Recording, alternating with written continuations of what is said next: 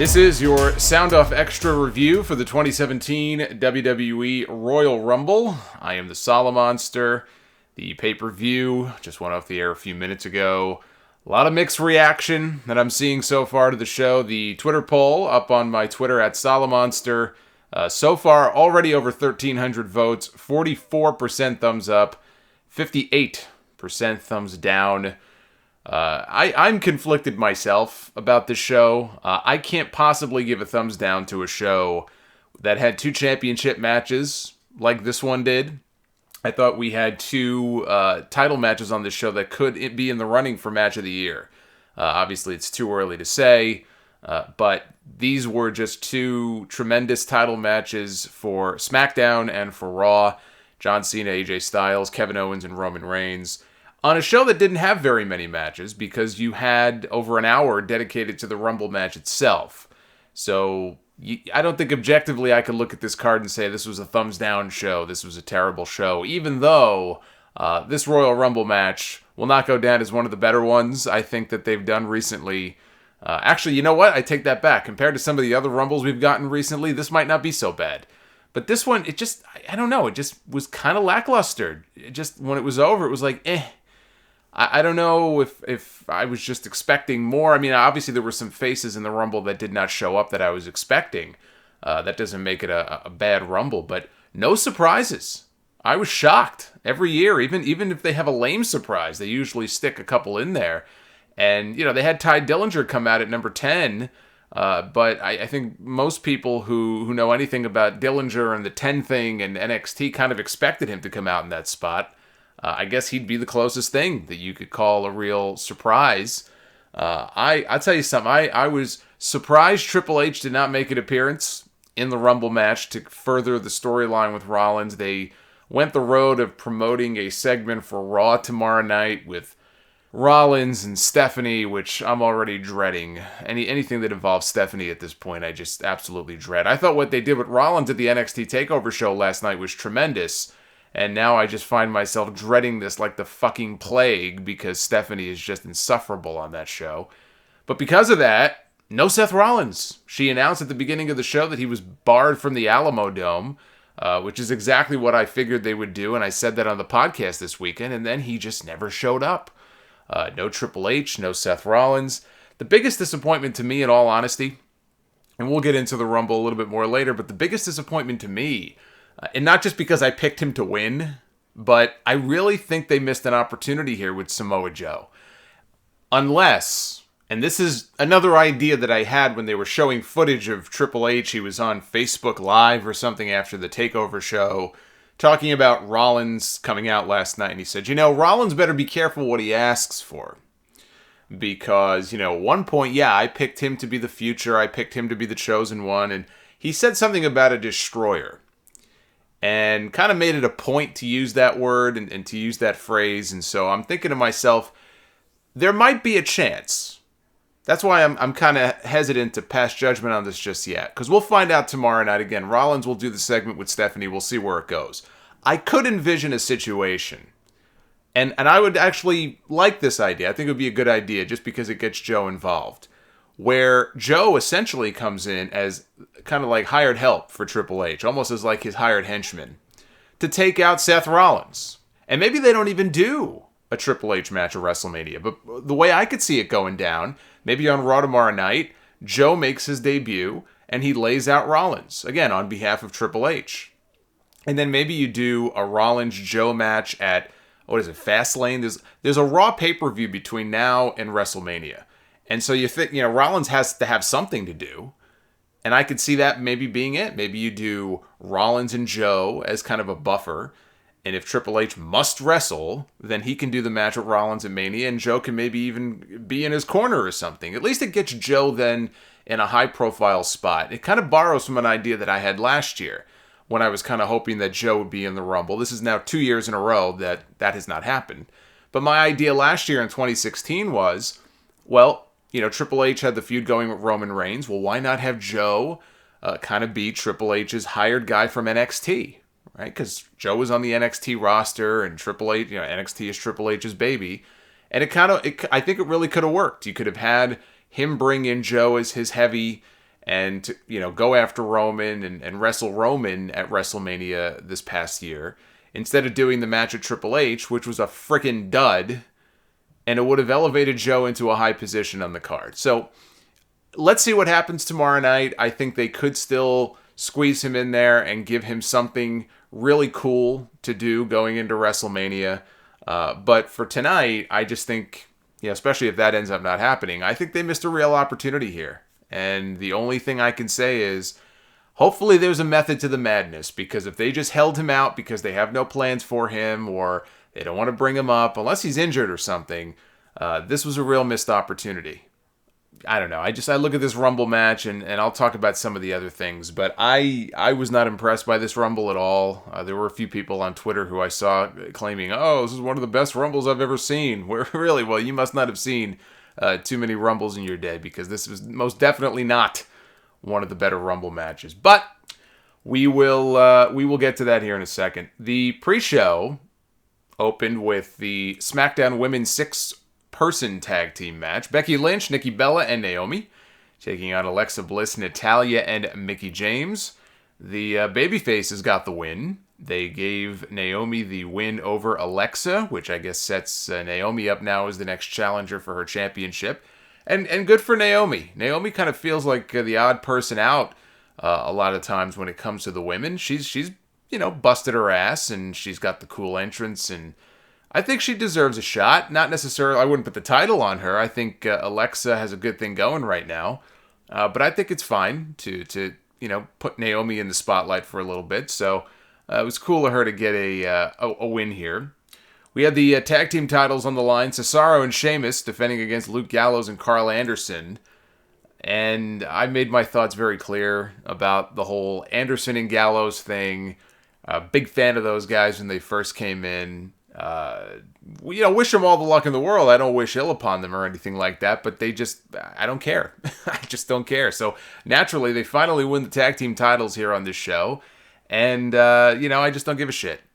I just don't give a shit, because what happens sometimes is you've got guys and there's an opportunity to do something with them. It's like, strike while the iron is hot, right? Let's do something with these guys. Let's make them feel special. And then they don't. And then they have another chance and they blow it, and then they blow it, and then they blow it, and then they blow it. And you reach a point where it's kind of like the point of no return, where, and they've done this with other guys over the years who get, they lose, or they misuse them, or they bury them, or whatever, or they call guys up. They used to do that all the time. They would call guys up too early from developmental. I think Chris Masters is a great kind of cautionary tale. And these guys just aren't ready, and you only get one chance to make a good first impression, and those guys it's like they're scarred, they're branded now for the rest of their career. These guys, they came in, they kind of felt special, they had a good thing going with AJ Styles, and then they broke him up, and I don't know, if only because they wanted the New Day to break the record, they didn't take the belts off them for the rest of the year, and Anderson and Gallows failed at every turn. And so now they're the tag team champions, and good for them, but I didn't feel that sense of, they're the tag team champions now, because I realize I'm just at that point where I just don't care. And it's kind of sad, but they did do the title change here, and Cesaro had clothesline Gallows over the top out of the ring, and Carl Anderson used a roll-up on Cesaro, hooked the trunks, got the pin. Kind of a cheap win, but they're the heels, so that's to be expected. So anyway, good for them. Tag team champions. I think it's probably 6 months too late for that. Nia Jax and Sasha Banks. This surprised me. I think I'd picked Sasha to win, but it was just how one-sided it was. This was like a glorified squash match here. And Nia Jax with the Samoan drop got the clean pin right in the middle of the ring. So they're keeping Nia Jax strong. Maybe they have big plans for her. I can't see it being Charlotte and Nia Jax at WrestleMania. So I would suspect that Bayley may still be involved, even though she did lose in her match with Charlotte later. But Sasha just got nothing here. And they tried to talk about, well, she wasn't 100% going into the match. She had the knee injury, and all that may well be true. But I was more shocked, not so much that she lost, but how she lost and how easily she lost. She's really the buzz, the momentum that she had. It ain't there. It ain't there right now. So then the pay-per-view started. They announced 52,020 as the official attendance for the Royal Rumble, which I would imagine is probably a little bit less than that, but that's still a good crowd. It looked cool on TV. The one thing I'll say it every time, it's disappointing that they have these big pay-per-views. And I understand maybe not doing it for, Roadblock, end of the line in some of these B shows, but for a show like the Royal Rumble, which is arguably their second biggest show of the year, they really don't put any more creativity into the sets. They've invested a lot of money in that one set that they have, and they just use that all the time. And I miss those days. I miss the days where they had at least a little bit of originality when it came to these sets, other than WrestleMania. I will say WrestleMania, they go all out, but for a show like the Rumble, it was just kind of like, really? It felt like Raw in a bigger building. So that was a little upsetting. We had Charlotte and Bayley opening the show for the Raw Women's Championship. It was a good match. It kind of it wasn't long. It kind of ended quicker than I thought. Charlotte used a natural selection on the apron. We've been seeing a lot of this lately. A lot of moves on the apron, right? I just talked about this the other night. NXT TakeOver. Nakamura gave Bobby Roode a Kinshasa. Landed on the apron, then hit the floor. Seth Rollins gave Sami Zayn a pedigree on the apron on Raw last Monday night. So we're seeing a lot of apron moves, which of course, you're going to inevitably hear Michael Cole talk about how that's the hardest part of the ring. They love telling us that. And yeah, she used natural selection on the apron, and that was enough to finish off Bayley. So Charlotte's reign of terror, I guess you might say, continues. Look, they're booking her strong, and I'm okay with that. That's fine. They've got this little streak going. She's 16-0 now in title defenses on pay. Now, I want to bring that up because they made a point to mention she's 16-0 in title defenses on pay-per-view. And I thought that before this, they were hyping it up as she is undefeated in singles matches on pay-per-view. Because I know there might have been a tag match that she lost, Survivor Series I think she may have lost. But my understanding is that every singles match she has had on pay-per-view, she has won. So I don't know if that's not true, because they made it a point to specifically say title matches. But Charlotte retains, and we'll see what the plans are. I've had a lot of you guys email me and say, well, what about Charlotte and Asuka? Maybe they can build up a match between them. Maybe do the Raw Women's Champion against the NXT Women's Champion at WrestleMania. I'd love to see it. I don't see them doing that. I don't see them going in that direction. I wouldn't be opposed to it. I think it'd be a hell of a match. Otherwise, I just see it probably being some sort of Charlotte, Bayley, Sasha combination. Maybe a four-way. You throw Nia in there. I mean, Nia's beating the piss out of Sasha at every turn. I don't see how you can leave her out of that equation. So maybe it is a four-way at WrestleMania. Kevin Owens and Roman Reigns for the Universal Championship, no disqualifications, with Chris Jericho suspended above the ring in a shark cage. This was a long match, and this was an excellent match. Kevin Owens, in particular, he took a beating in this match. At one point, he had set up this tower of chairs outside the ring, and I'm looking at this contraption that he built here, and I'm thinking to myself, this is not going to end well. The only way for this to end, unless somebody just runs into it and knocks all the chairs down, is somebody has to land on it. Somebody's going to be suplexed on it, right on the edge of the chairs, and that's not going to feel too good. So he set that up earlier in the match, and it kind of sat there for a while, and towards the end, Roman, I think it was a Superman punch that Reigns gave him while Owens was on the ropes, and Owens fell backwards through the chairs. That looked like it sucked. Because it was no DQ, they brawled into the crowd for a little bit. There were a lot of chairs. There were a lot of tables. At one point, Owens had a table set up outside the ring. He laid Reigns on the table, went up to the top rope, gave him a frog splash from the top rope down, and let me tell you, he crashed through Reigns on that table. That looked awesome. So that laid out Reigns. Obviously not enough to get the pin or anything like that. The thing that really got a lot of people pissed off that I saw online, and I kind of chuckled because I knew, as soon as he kicked out of it, I knew people were going to freak out. So Jericho's hanging above the ring in the cage, and you knew he was going to get involved at some point. In some way, he was going to lower something, drop something, and it turned out to be a pair of brass knucks. And he dropped him, and Owens put him on his fist, and it was funny. He punched the mat like he's mocking Reigns. He's getting ready to give his own Superman punch. And he ends up punching Reigns right in the face. He gives him a Superman punch, the Super Canadian Destroyer, if you will, with the brass knucks. Hit him in the face. Punched him right in the mouth with brass knucks. And Reigns kicked out. Roman Reigns kicking out of brass knucks to the face. That's a tough guy right there. That is a tough man. But in the end, what happens? Braun Strowman comes out. This is not something that I saw coming. A lot of people, I don't think, predicted this. He comes out, and the announcers talked about how he's embarrassed and he's angry because Reigns gave him that spear on the stage on Raw a few weeks ago. And if you also remember, Reigns and Goldberg gave Strowman a double spear in the ring on Raw also a few weeks ago. And so this was Strowman's revenge. And he came out and he chokeslammed Roman on the announce desk. But he chokeslammed him right on the edge of the announce desk, and he didn't even bother clearing the monitors off. So it almost looked like the back of Roman's head bounced off one of the monitors. Threw him in the ring, picked him up on his shoulder, gave him a running power slam through a table that was set up in the corner. And that was all that she wrote for Roman Reigns. Kevin Owens climbs over, gets the 3 count, and Kevin Owens retains his Universal Championship over Roman Reigns. I thought Roman was going to take it here. I thought they were going to do the title change and start the road to Mania with Owens and Jericho and their split, which I still expect, but obviously they're going to take their time with this. And for everybody who's just assuming that this means it's going to be Jericho and Owens for the Universal title, it looks like it might be, and I wouldn't mind that at all. But I would also caution people, we have one more pay-per-view. We have another Raw pay-per-view to go before Mania, and they could very easily change the title there if they wanted to.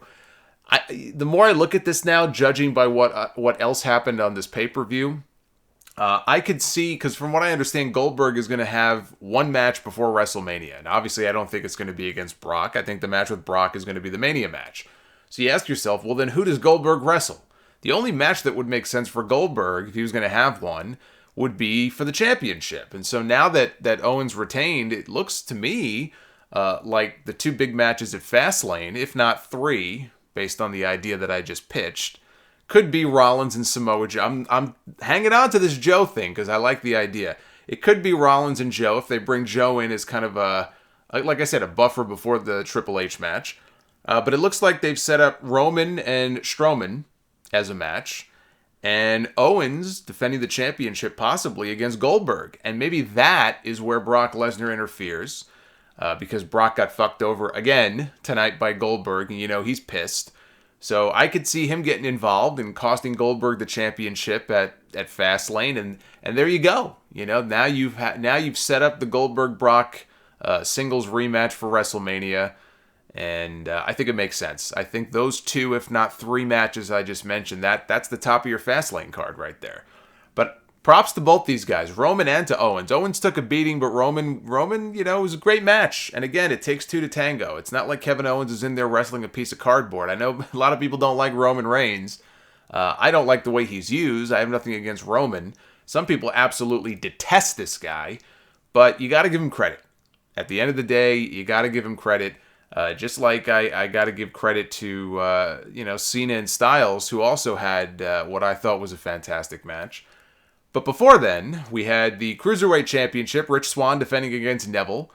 They had a good match, but the crowd was not exactly...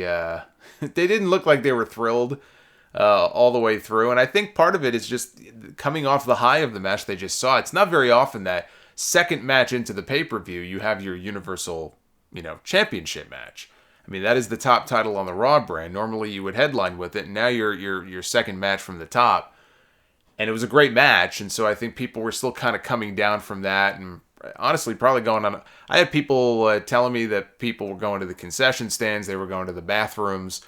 I don't know that that's a great sign for the Cruiserweight division, but I think that might have had more to do just with the placement of the matches. But they had a good match, and they did the right thing. Neville, in the end, did win the Cruiserweight Championship. He is the hottest thing in the Cruiserweight division right now. He has kicked ass with this heel turn. He has delivered. And so now he is the Cruiserweight Champion, and we'll see who they build up for him. I'm kind of hoping they don't go the multi-man route. Not to say that if you take 6 Cruiserweights and put them in a multi-man ladder match at WrestleMania, it's not going to be awesome. But if they could find that one guy who can go in there and I think have one of those, 15-minute just kick-ass matches with Neville, And I like Rich Swann, but he's not the guy, and not TJ Perkins, and not even necessarily Cedric Alexander. Maybe there's somebody else, if they could find who that is. I'd love to say Austin Aries, but Austin Aries, I don't know that he's going to be ready to come back by Mania, and then you got two heels, so I guess that doesn't work. But they made the right move here, and now Neville gets to do something he's never done before. Now he's got a championship on the main roster. He was NXT champion for a long time, but now he's got a title on the main roster for the first time since he was called up. He really is the face of that division now. And part of me hates the fact that the cruiserweight division has been something of, I was going to say something of a dud. Maybe that's not fair, but it's missing something. It's definitely missing something right now. And I don't want him to take the blame for it if he suddenly becomes the face of the division. Hopefully, they add some new faces in there and get some fresh matches going, and he can keep doing what he's doing. And hopefully the cruiserweights will find their footing. I still don't think it makes sense for them to be on Raw. I mean, if you're going to give them their own show, then just give them their own show. But I don't know. There's just something I feel like with this division that's missing right now. I kind of get why they do it. You start storylines on Raw. Raw gets 3 million viewers somehow still every single week. So you expose the larger audience to these guys with the hope they'll watch them on 205 Live. I get it. But again, when we see these guys on Raw, more often than not, people are sitting on their hands or they're putting these... And the thing is with the cruiserweight matches, and here's why it's going to fail. If they keep down this path, here's why it will fail. Because they have settled into this pattern now over the last few weeks, over the last month, where the cruiserweight matches go 5 minutes or less on Raw. They are giving them less and less time. And I don't know if that's just because, well, we don't want to give away too much because we want people to watch the other show, or I don't see the quarter hours. They don't release them publicly anymore, but maybe they look at the ratings breakdown every week and they say, man, people aren't watching these guys. They're tuning out, so let's give them less time, which is only going to make things worse.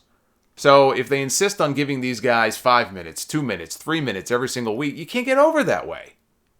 You got to give these guys time to go out there. Just cut them loose and let them do what they do best and fly around and do all the spectacular moves that people want to see them do. And if you're not letting them do half their shit and you're saying, hey, you got 2.5 minutes, this thing is going to fucking flop. Anyway, because he's a heel now, we don't really see Neville doing the Red Arrow. I haven't seen him do the Red Arrow in a few weeks. And now he's using a submission hold. Kind of reminds me of the Rings of Saturn. It may well be the Rings of Saturn now that I think about it.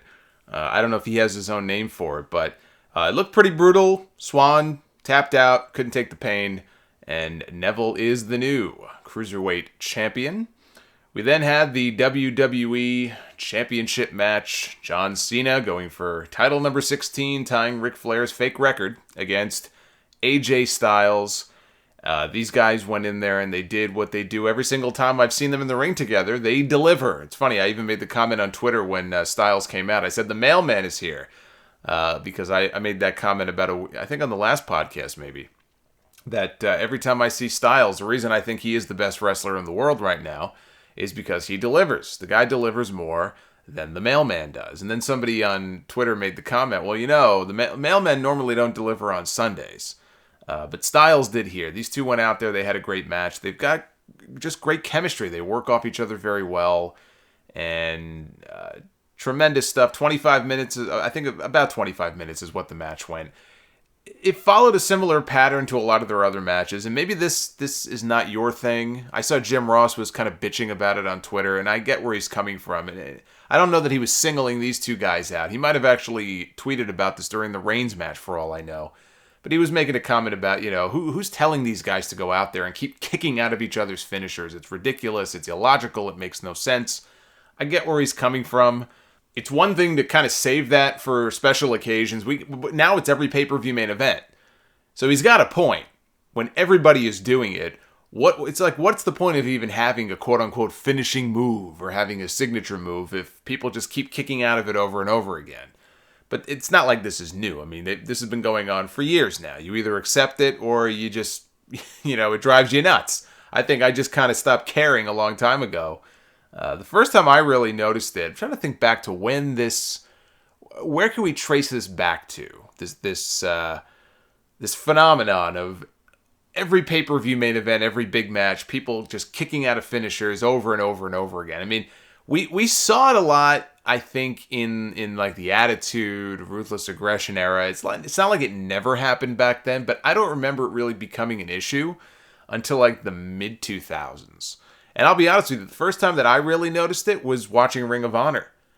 I used to go to those Ring of Honor shows from like 2006, 2007 onward and watch those matches. And not just the main events. I mean, you'd be watching matches in the middle of the card and guys were kicking out of finishers. And sometimes this was before intermission.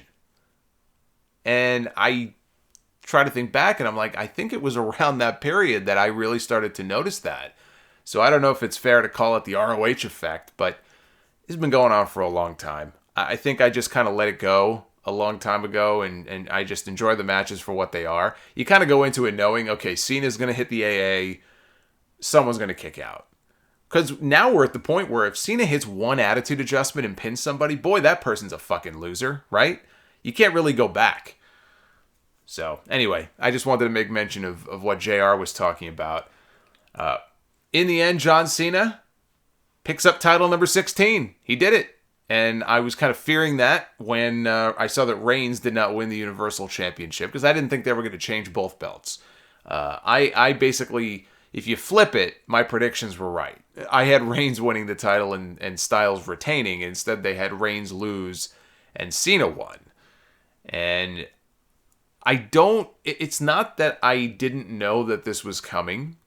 Everybody knew that at some point, Cena was going to win number 16. And guess what? Spoiler, he's going to win number 17. It's going to happen.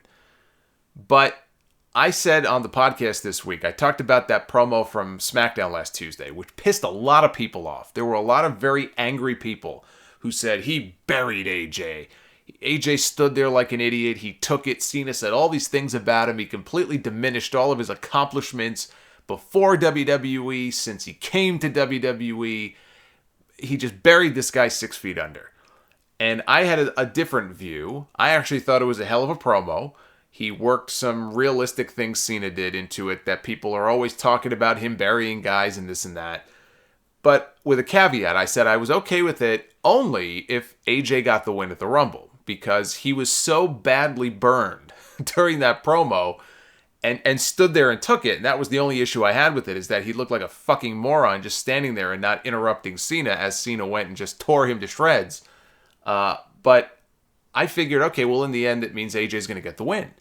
Because if Cena wins, all it does is it validates everything that he just said about the guy. You're not, as good as you think you are. You've been hot for 6 months. I've been hot for over a decade. You were an indie guy because you had to be an indie guy. I wasn't born to be an indie. All this stuff that he was going on, and how nobody even knows who you are. The Today Show people said, oh, you're the guy from Georgia. All of these things. And in the end, Cena was right. That's the only problem I have with this. I shook my head when he got the pin, even though I love the match. But it just validated all of the shit that Cena said about this guy on TV in the build-up to this match. And I don't know if that was just the way they wanted it to be. I don't know if that was their goal, to just make AJ look stupid and kind of tear him down, or if AJ's going to turn soon and so maybe it doesn't matter, he's going to become a babyface. I don't know. I don't know where they're going with Styles now. Because it's very obvious to me that he's not getting that belt back anytime soon. And probably will not be involved in the championship picture at WrestleMania, which is a shame. But by Cena winning, it just validated everything that he talked about. He backed up every single point. And the points he made really did make AJ look like a fool. And that's the only thing about this that I didn't like. The match itself was awesome. And again, tons of near falls, attitude adjustments, and Styles would kick out. Styles, I think, hit 2 Styles clashes on Cena. He kicked out of both of them. We saw the new customary John Cena Code Red, which he actually hit. No problems. It didn't look awkward or anything. It looked pretty good. They busted out a lot of big moves in this match. Cena hit a gigantic attitude adjustment, a super AA off the ropes, and Styles kicked out of that. And in the end, hit, I think it was like 2 in a row. it was weird because he hit Styles with an attitude adjustment, and then he rolled through with him. He did like this weird, unnecessary roll through. I think he was trying to make it look fancy, and it just kind of like, why did he do that? And he hit one more, and that was enough to finish off AJ Styles. At least it took 4 or 5 different ones to beat the guy. It's not like he hit him with 1 or 2 and pinned him. And Cena was due for a win. I mean, here's the thing. I mean, the bottom line is, for all the years of winning, Cena was due for a big win. And AJ did have the 2 straight singles wins over him. I always thought that the plan would be to go to WrestleMania and have Cena win number 16 at Mania. But instead, they did it at the Rumble. So it's not like this was a total surprise. It's not like this was completely unexpected. Like I said, the only issue, for all the crap that Cena talked about him, for Styles to still fail in the end, even though he was the heel, I get that. That I didn't like. But they had a fantastic match. I can't say enough good things about the match itself. And also, as I said on Twitter, I can't wait to see Dave Meltzer give that match 4 3/4 stars. For all the people on Twitter who were saying this was better than not Tanahashi, this was better than Okada and Omega. If that was 6 stars, this was at least 5 3/4. I can't wait to see Meltzer give this 4 3/4 just to see people's heads explode. We then had the Royal Rumble match, which I was very excited for. I've said this on the podcast now for a few weeks. I was genuinely excited about this Rumble. It had a lot of big names in the Rumble, a lot of ways it could go, and of course all the usual speculation about who the surprises are going to be. I think the biggest disappointment about this Rumble, besides number 30, and I'm not... the fact that Roman came out at number 30 is not, that's not why this Rumble to me was kind of like, It's not like, the Rumble was so great until Roman came out. It really wasn't, I didn't think. But the biggest disappointment was probably just the lack of any real surprises or anything that I think we weren't expecting going in. It was very straightforward in that respect and not a lot of creativity to it. And so that, to me, took it down a few notches. But look, if you have a Rumble that has, a lot of members of the current roster and it's just a great booked Rumble, it could still go down as an excellent match, even if it doesn't have a lot of big surprises in it. But, you look at the first, half of the Rumble. They had Big Cass come out at number 1, and Chris Jericho came out at number 2.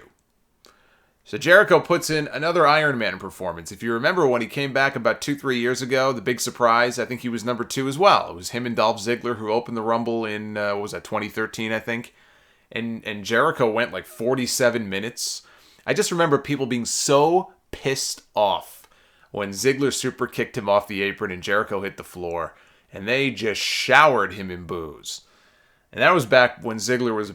Actually, was Ziggler a babyface? I don't remember now. He might not have been. But Jericho puts in, I think, his longest performance ever. I think he went just over an hour. This was a 62-minute Royal Rumble. And he was in there until the final couple minutes. So, now granted, half the friggin' Rumble, it felt like he was laying outside on the floor. So it's like Rey Mysterio for all those years. They used to say, Rey Mysterio went 62 minutes to win the Royal Rumble. How impressive. Well, if you think back to Rey Mysterio in that Rumble in 2006, he was laying down for most of it. He was on the apron, on the floor. It's not really all that impressive. I mean, look, I could go in the Royal Rumble and use the Road Dogg strategy and just lay and clutch the bottom rope and be there at the end. There ain't nothing impressive about that. You know what I mean? So Jericho is number 2. Kalisto, Mojo Rawley. These were the opening names in the Rumble. Jack Gallagher. You want to consider Jack Gallagher a surprise? I like Jack Gallagher. I didn't really consider him a major surprise in this Rumble. He came to the ring with his umbrella. What do they call it? Watson or something? Anyway, he had the umbrella. He did some comedic spots.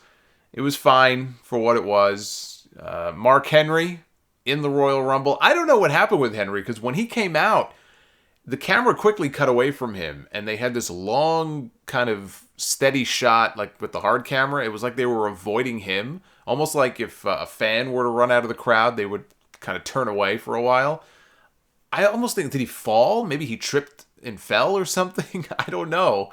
Something happened. If somebody was in the building and they could let me know what the hell happened with Mark Henry, I'd love to know. The crowd popped big for the stare down between Henry and Braun Strowman. Braun Strowman came out next at number 7. And he was cleaning house. Strowman ended up having something like 4 or 5 eliminations at least. But they did a spot where he came face-to-face with Henry. And part of it might have just been they were in Texas. You know, Henry's a Texas boy. People went nuts. People were going crazy. And then in very short order, Mark Henry got dumped out of the ring. That was his big moment here in the Royal Rumble. Sami Zayn came out at number 8. So there was a lot of interaction between him and Strowman. And Sami also went the distance. Sami was in there up until the final few minutes of the match too. So he didn't win, but I thought he had a very good showing in the Rumble. Big Show came out at number 9 looking svelte. Again, best shape he's been in probably in his entire life, his adult life anyway. And he came face-to-face with Strowman. And they did some big man spots. In the end, Strowman dumped out the Big Show. So pretty much in and out. That was it. I guess no Shaq. I would have even taken Shaq as a surprise here in this Rumble. Although I didn't expect it, because like I said, they already did that last year in the Andre Battle Royal. But at least set something up for their match at WrestleMania. I mean, that's what the Rumble really should be about. And they did do some of that here. They did set some stuff up for WrestleMania. Unfortunately, they set one thing up at least that I have no interest in seeing at WrestleMania, which we'll get to. They did the right thing in the 10 spot. The only real surprise of the Royal Rumble. Tye Dillinger made his main roster debut. I don't know if it's just for one night only or if he's up on the main roster now. It could have just been a one-night thing. Because I think they had to know. They had to know that if anybody other than him came out at number 10, it was going to be a disaster. And so they did the right thing. He came out. He was one of the most over guys in the entire match. And when he got eliminated a few minutes later, people booed. It's kind of like when Doink got eliminated from the gimmick battle royal at WrestleMania 17. Fucking Doink, okay, in 2001. Gets dumped out of a battle royal, and people were just devastated. They booed more for Doink being eliminated than anybody else. The people are just weird.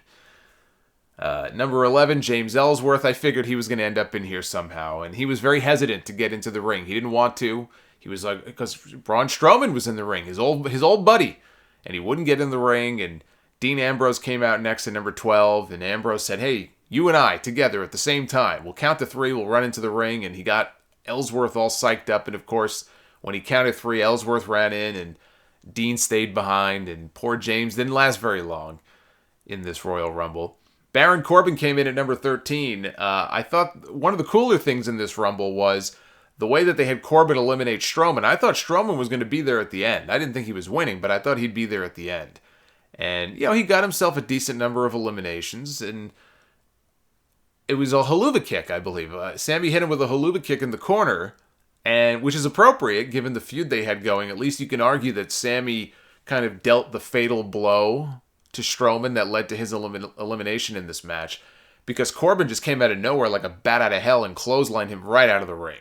And that was cool, and people popped for that. And I thought it made Corbin look strong. Corbin's a guy who I think has a lot of potential and should have been as protected as possible, even if he was not going to win. And I thought they did a good job with him here. Maybe I would have kept him in a little bit longer, but I thought they did well with him here. Kofi Kingston was out next. The Miz, Sheamus, Big E, Rusev. This was kind of the dead part of the Rumble. Cesaro at number 19. Xavier Woods at number 20. I think part of the problem was we went through these periods in this Rumble where it would have been nice to stick somebody in there that the fans could really cheer for, even if it was like a nostalgic name. But they had these long stretches of these mid-card guys coming out that you knew who had no chance, and it just was like we're filling spots. And it would have been nice to have them stick a guy in here and a guy in there, even if it meant not putting James frickin' Ellsworth, you know what I mean, in the Royal Rumble. And they didn't do that, and I think that's part of what made it a little less enjoyable. Bray Wyatt came in at number 21, followed by Apollo Crews at number 22. And then was number 23. And anybody who's been following along in our Facebook group knows about our big Royal Rumble pool. And I drew number 23 in one of the 80 pools that we ended up having in our Rumble contest. We had like 2,300 participants, just absolute insanity. And Zach Holker and the group randomly assigned numbers to everybody. I ended up with number 23. So I was pulling for number 23. And when Randy Orton's music hit, I had a big smile on my face. Even though I was still holding out hope for Samoa Joe, because I picked him to win the Rumble. But when I drew Orton as number 23, I said, well, look, if Joe doesn't win, then at least I'll win the pool. Because that was pretty, I heard the rumors just like everybody else. And so I had a big smile on my face when Orton came out. And Dolph Ziggler came out, number 24. We had Luke Harper. I'm just looking at the list here, number 25. One of the things that they did in the Rumble, which I thought was cool, was they did continue the Wyatt family storyline. Luke Harper came in, and he laid eyes on Randy Orton. Obviously, he's had heat with Orton the last few weeks. They are not fond of each other. And Bray Wyatt had to get between the two of them to try to keep them apart. And then they had Harper lay out Wyatt. He clotheslined Bray, went to go give Bray the Sister Abigail, but then Orton came out of nowhere with an RKO. So, again, I don't know if it's just continued dissension or if this was the official split. I'm thinking it's just continued dissension because it is the Rumble. It is every man for himself. So much like SmackDown last week when Bray laid out Harper, I don't think this was the official split of the Wyatt family just yet. I think it was just furthering the storyline, and they did do that in this Rumble match. They did further the Wyatt storyline. I am a fan of it. I'm into it. I like it, and so that aspect of the Rumble match I thought was good. Brock Lesnar. This is where things finally began to pick up. It's completely stupid because the Rumble, of course, is supposed to be random picks, but they always do this. They did this. Look, even my favorite Rumble in '92, right? They saved Undertaker and Hogan and Sid and a lot of those big names for the very end. And it's like, well, if it was really random, you'd have some of those guys coming out in the first, 5 or 10 spots. But they bunched up all the big guys at the end here. Brock came out at number 26. He was, he was a beast. I mean, he's just laying guys out with suplexes and F5s and just literally laid out everybody in the ring at one point. Number 27, Enzo Amore. See, this is one of those things that, to me, it pissed me off. Because now, especially once Brock came out, you got the Wyatts in there, now Brock comes out. And now you're like, all right, finally, all the bullshit is over.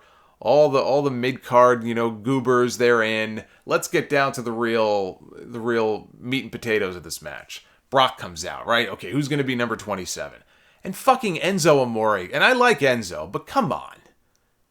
Was it really necessary to bring him out there at number 27 just to do a freaking comedy spot? This is exactly what I'm talking about. That spot could have been used for someone else that, would have been more meaningful. Whether it's a surprise or it's calling up a new guy from NXT or something like that to get the crowd going. It was a complete waste of a spot. You didn't even need to have Enzo in the Rumble, I'll be honest. You had Big Cass in there. I'd rather Enzo not even wrestle. Enzo's strength is not his wrestling. Enzo's strength is on the microphone. And when this Rumble started, they killed about 15 minutes, it felt like 15 minutes, of him cutting a promo. Okay? That's all Enzo needed to do. When he was done with his promo, Enzo could have hit the showers. He didn't even have to take a shower. He could have packed his bag and left. I didn't need to see him come back out to kill 30 seconds in the Rumble match. So that pissed me off. And Brock made short work of him. Number 28 was Goldberg. This is where people finally got into this here. And it was much like Survivor Series. Goldberg made Brock his bitch. It didn't take more than maybe 30 seconds, but he gave Brock a spear, and he knocked him right out of the ring. So, hey, I guess, hey, Brock just doesn't know how to handle this guy. He can't read this guy. He doesn't know what to do. And I'm sure that'll play into the storyline. He's pissed off. He's desperate. That's why it makes me think, okay, maybe they are going to go Goldberg, Owens for the championship at the next pay-per-view, and that's where Brock screws Goldberg. Because Brock did not come back in. He did not reach up and yank Goldberg out of the ring. He got eliminated, and he left. So at some point, Brock has to do something. He has to get his revenge in some way. I can't think of a better way than to screw Goldberg out of the championship. So I think that's what they're going to end up doing. But once Brock was gone, we never saw him again. And people popped big when he got rid of Brock. Number 29 was The Undertaker. And I joked before the pay-per-view. I said, man, that's a long ramp. I mean, they're in the Alamo Dome. That's a big building. They got 50,000 people in there. Undertaker, it's going to take him a while to get down to the ring if he does his traditional entrance. So they found their way around that. I had forgotten that Undertaker has magical, mystical powers. He doesn't have to walk down the aisle. He could just teleport into the ring, which is what he did. And he had the dye job and everything. I mean, he had the jet black hair. And I'm just going to say it. Now, he's The Undertaker, okay? I have all the respect in the world for The Undertaker. I like The Undertaker. Undertaker can wrestle for as long as he wants to wrestle until he's ready to call it quits. That's his prerogative. He's a legend. He's a Hall of Famer and all that. I made the comment when I did the Raw review last week that Undertaker was standing kind of awkwardly last Monday night when they did that final stare down. And it was kind of sad because I think it just has to do with his injuries and everything. He was just standing at his posture was weird. He looked almost hunched. And he didn't look so much hunched here, but he looked old. I mean, and he's a dead man. Maybe he's supposed to look old. The Undertaker looked fucking old here. And the way he was moving around and the gut and everything, it's sad. I mean, I think we're nearing the end. That's what I think. And I know people say that every year, but I'm saying it now. I think we've about reached that point. It was just sad. I don't know. I was watching him in there moving around and everything, and it was sad. That's all I can say. Still cool to see him. But he was definitely looking his age. And it was cool that we got the stare down and we got an interaction between Goldberg and The Undertaker. That was cool. We'd never seen that before. We may never see that ever again. So that was one of those fun little moments there. And The Undertaker actually eliminated Goldberg from the Royal Rumble. And Goldberg was pissed. He pounded the mat and then he left. And so Undertaker was in there, and you had the Wyatts were still in there. We kind of got down to the nitty-gritty. Now it's time for number 30. Who's going to be number 30? Now I'm looking at this, and I'm thinking to myself, man, they've called out all the people that we would have expected, right? Braun was already out there, Big Show. This terror filled my heart because I was like, oh shit, we haven't seen Kane. But then I realized it can't be Kane. It can't possibly be. Actually, it could have been Kane because Undertaker was in there. Thank God it wasn't Kane. So I'm thinking, it's got to be a big surprise, right? If it's Triple H, it's a little disappointing, but okay, it makes sense. And then Rollins interferes and costs him the match. So maybe it's Triple H. Hopefully it's Samoa Joe. In the back of my mind, I'm thinking maybe there's the slightest of chances it could be Kurt Angle, and maybe that's why we've had no surprises up until this point, other than Dillinger. Maybe they're saving the only real big surprise we need for number 30. And that Olympic music is going to hit and the place is going to go freaking insane. We got none of that. Instead, Roman Reigns comes out at number 30 in the Royal Rumble. And I couldn't believe it. Maybe I should have expected it. Maybe I'm naive for not seeing it coming. I didn't think they would do it because what possible reaction could they have expected other than the one that he got? It's almost as though they want this guy to fail. I know they don't. I know they don't want him to fail. But it's almost like they do. I don't understand it. This was the only way they could get to Roman and The Undertaker, really? This was to have Roman come out at number 30? What did you expect to happen? So, of course, he gets showered in boos. He was the biggest heel in the entire building. I mean, people were so just... It seemed like they were just so fed up with this at this point. Some people say that it ruined the whole Rumble for them. I wouldn't go that far. But it sucked. I'll tell you that much.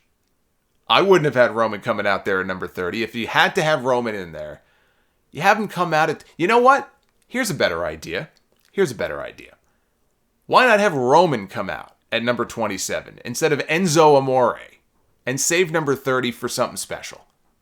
So that way Roman's in there and you can set up the match, which clearly they are setting up between Roman and Undertaker for WrestleMania. But to send him out there at number 30, I mean, can you possibly be more fucking tone deaf? So that left a really sour taste in my mouth. It left a really sour taste in a lot of people's mouths. And it's very obvious that they are in fact, as the rumors have suggested, they are going with Roman and The Undertaker for WrestleMania because Roman Reigns ended up eliminating The Undertaker. And The Undertaker even mouthed before he walked off, "I'm not through with you yet." And of all the possible matches that The Undertaker could have been in at WrestleMania, This is one of the combinations that I don't care to see. Now, maybe in a couple of months, I'll revisit this and I'll be hyping the WrestleMania card and I'll come across this match and I'll say, you know what? They've turned me around on this match. Maybe the hype will be so unbelievably great. Or they'll add a little, they'll sweeten the pot. Maybe they'll have The Undertaker come out and say, this is my last ride. And that's what kind of makes the match exciting. You know going in that it's The Undertaker's last match. Maybe they'll add some kind of stipulation to it, like that. But as I sit here right now and watching The Undertaker moving around in that ring tonight, I have zero interest in seeing Roman Reigns and The Undertaker at WrestleMania.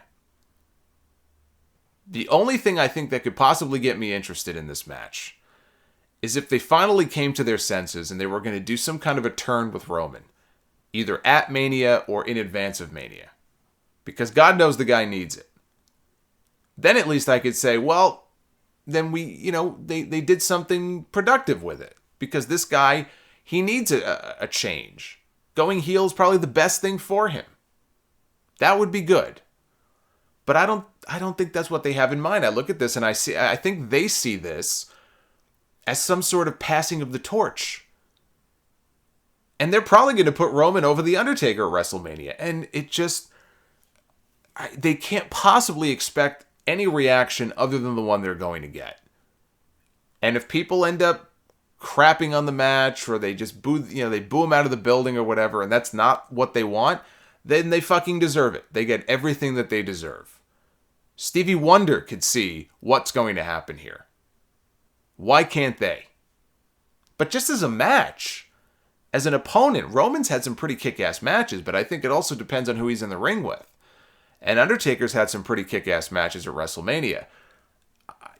Again, I watched him tonight, and Roman and that whole thing doesn't even help. The fans just booing him every single night and everything.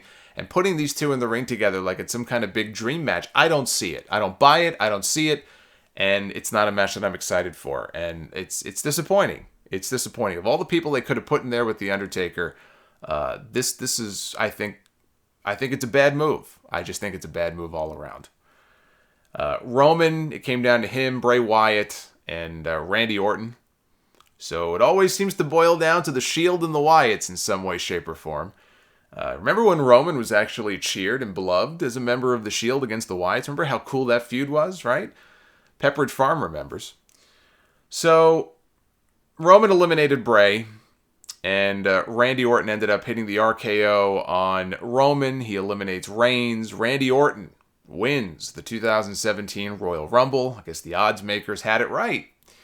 Actually, to give credit, it was Meltzer in his newsletter this past week who pretty much nailed it. And the way he outlined it, Orton wins the Rumble. I guess this might be a little bit of a spoiler. If you don't want to hear it, you could turn this off right now. But the plan, it looks like, is to have Bray Wyatt win the WWE Championship in the Elimination Chamber, which is only 2 weeks away. So John Cena, who just won title number 16 tonight, may well be champion for all of 2 weeks. If that report from the Observer turns out to be true, Bray's getting the belt in a couple of weeks, and that will set up Orton and Wyatt for the championship at WrestleMania. And I suspect that at that point, it'll be Orton's master plan that we all come to find out all along. He was infiltrating the Wyatt family and kind of destroying the Wyatts from within, and in the end, he wins the championship. That's how I see the story going anyway. Because I like the Wyatt storyline, I've followed it all through, and I think it's really well done. I'm a big fan of playing these things out long-term like this. Because I like the story, I don't mind Orton winning the Rumble. I'm okay with that. I think were it not for the storyline, if it was just Randy Orton winning the Royal Rumble again, I'd be pretty angry about it, because it just feels like it's always the same people. It just feels that way to me. Every now and then they'll stick in a Sheamus or a Del Rio, like somebody different, but we've seen Cena win it multiple times. We've seen Orton win it multiple times. I'm sure before all is said and done, Reigns will win it another couple of times. It gets tiring after a while. That's part of what excited me about somebody like Joe coming in and winning, because on night one, you can make this guy into a megastar and send him on to WrestleMania, and you've got a new, bona fide headliner on Raw or SmackDown. So instead, they had Orton win it, but again, because of the Wyatt thing, I'm okay with it. But as things stand right now, let's say that the rumors are not true and Bray Wyatt does not win the championship, or somebody else doesn't come along and win the championship. If Cena is still the champion going into WrestleMania, then the main event on the SmackDown side, as it stands right now for the WWE title, is going to be John Cena defending against Randy Orton. You know my thoughts on Cena versus Orton. I know it's been a while since we've seen it, but it could be another 5 years, as far as I'm concerned, before we see that match. They cannot possibly headline WrestleMania with a John Cena-Randy Orton championship match. I mean, if there's any example I can point to that perfectly envelops one of the many, many, many big problems that they face, I mean, we can run down the list of different issues. I can't think of a better match that would encapsulate that than Cena versus Orton. So they can't possibly be thinking of doing that match at WrestleMania. I sure as hell hope not. I suspect that in the next few weeks that will change. But believe it or not, as of right now, as we all prepare to go to bed tonight, and we lay our head on the pillow, it will be John Cena versus Randy Orton for the championship at WrestleMania. And I just don't know what to say about that. So that was it. That was your 2017 Royal Rumble. A thumbs up show strictly because of those two championship matches. They were excellent matches on a show that didn't have very many matches. I mean, the main pay-per-view, was it 4 or 5? I think 5 maybe, right? You had the 2 title matches, actually 4, right? You had the women's title match, you had the 2 main championship matches, you had the cruiserweight match, and you had and then you had the Royal Rumble. But still, that's not a lot of matches. And to have 2 excellent title matches, that's a thumbs up show. The Rumble itself also wasn't the worst Rumble I've ever seen, but it was very underwhelming. And I don't know why they thought Roman coming out at number 30 was going to be a good idea. When John Cena came out at number 30 in '08, and John Cena had the same issue, right? People were booing him. He was the top babyface, and people just booed. But that was different because John Cena wasn't supposed to be in the Rumble. John Cena was the big surprise that year. We talk about the lack of surprises this year, right? Well, there you go, right there. There's a situation that made sense because John Cena was hurt. He was already gone for a few months. He wasn't supposed to be back. That made sense. And I was in the building that night. People lost their friggin' minds when John Cena came out. It wasn't until he hit the ring that people realized, oh, we hate this guy, we should boo him. But it worked because people, they cheered him and it was a big deal. I mean, they still point to that as one of the big moments in Royal Rumble history. Roman coming out, I think, at number 30 here will go down as one of the more facepalm moments in Royal Rumble history. We've had quite a few of those in the last 5 years. You can add this one to the list. Actually, you could add this one to having poor Rey Mysterio come out at number 30 a few years ago when Daniel Bryan wasn't in the Rumble. That one was worse. But this one is on the list too. Roman Reigns, you just made the list. Again, I'm looking at this and saying you had to have Enzo at number 27, right? You had to do the comedy. You couldn't just stick Reigns in that spot and have somebody else come out at number 30. It didn't make any sense to me. So the Rumble was not a favorite of mine. Let me just check the poll real quick here before I sign off. At last count here, my Twitter poll, already up over 2,200 votes, 45 up, 55 down. So close to an even split, but people seem to be, I'm willing to bet that 45 up has a lot to do with Roman coming out at number 30. So there you go. I mean, there's a lot of discontent, I guess, coming out of the show, but it wasn't overall a bad show. Just a lot of really questionable moves. And that's the story of the Rumble. So we'll be back with another extra very soon. Again, we have another pay-per-view coming up in 2 weeks, I think. So they're coming fast and furious here. If you missed it, there's a separate video up here on the channel where I gave my thoughts on NXT TakeOver San Antonio, which was... actually, San Antonio was a really good show, although one of the weaker, if not the weakest TakeOver card that they put together. But it was still a very strong show. If you want to hear my thoughts on that one, that's on the YouTube channel. Check it out. We will be back with a full podcast next weekend, episode 481. If you, by the way, like me, were one of the winners of the Rumble pool, I am a proud winner of one of the many pools in our Rumble contest. I will be doing the final Rumble pool live on the air on Sound Off episode 481 next Sunday. Now, my name will be in there, but if I win, if I pick my name, then we'll just go and pick somebody else. I'm not going to, because this prize is on the line. I'm not giving myself prizes here, obviously. It's all in good fun, but I am happy Number 23. What are the chances? Randy Orton coming out number 23. All my number 23s out there. That's the one saving grace about tonight. It puts a smile on my face that I won the pool. Thank you to everybody, by the way, who participated. 2,300 people. I mean, that's insane. To have 690 last year and jump up to 2,300 plus, I think, is pretty amazing. So you guys are awesome. We'll see you back here again real soon. Until next time, take care, guys.